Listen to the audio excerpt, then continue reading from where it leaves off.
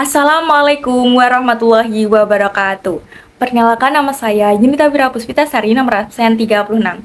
Di sini saya akan menceritakan salah satu kisah tokoh Islam, yaitu kisah dari Nuruddin bin Ali Araniri.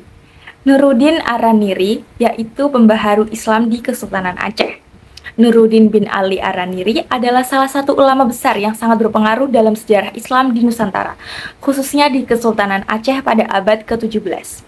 Beliau diperkirakan lahir di Ranir atau Rander, Gujarat, India, sekitar akhir abad ke-16. Berasal dari keluarga keturunan Arab India, beliau menempuh pendidikan awal di tanah kelahirannya dan kemudian melanjutkan ke pusat-pusat ilmu di Hadramaut dan Mekah. Peran beliau di Aceh, yaitu kedatangan beliau ke Aceh diperkirakan terjadi dalam dua periode. Kedatangan yang paling signifikan adalah pada tahun 1637 Masehi, di masa pemerintahan Sultan Iskandar Tani. Berbekal ilmu yang luas, meliputi fikih, tasawuf, kalam, sejarah, dan perbandingan agama, Araniri segera mendapatkan posisi penting di istana, bahkan diangkat sebagai mufti dan penasihat kesultanan. Selanjutnya ada peran beliau sebagai pembela syariat dan penentang wujudiyah. Di Aceh saat itu berkembang pesat ajaran tasawuf yang dikenal dengan paham wujudiyah yang diperolehi oleh ulama sebelumnya seperti Hamzah Fansuri dan Syamsuddin As-Sumatrani. Araniri melihat bahwa sebagai interpretasi dari ajaran ini telah menyimpang dan berpotensi merusak kemurnian syariat Islam. Peran terbesar Araniri adalah sebagai tokoh pembaru yang gigih. Beliau melancarkan gerakan pembasmian terhadap ajaran wujudiyah yang dianggap sesat.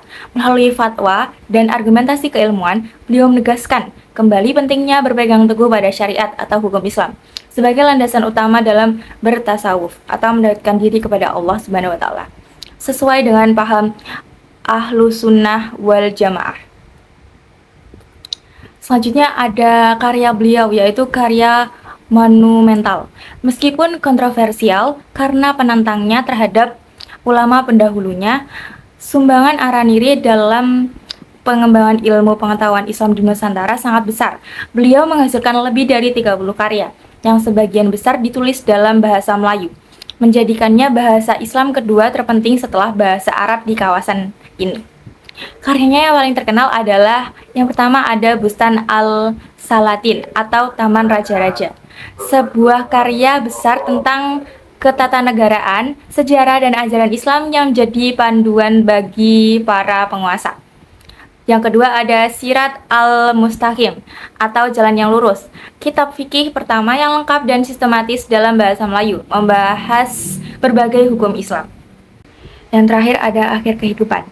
Sekitar tahun 1644 Masehi, setelah masa jabatannya berakhir di Aceh, Syekh Nuruddin Araniri kembali ke Ranir, India. Beliau wafat di sana pada tahun 1658 Masehi.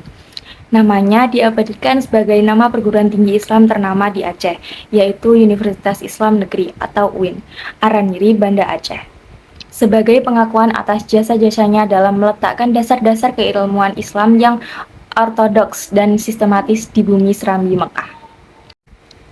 Sekian cerita kisah Syekh Nuruddin Araniri. Kurang lebihnya mohon maaf. Wassalamualaikum warahmatullahi wabarakatuh.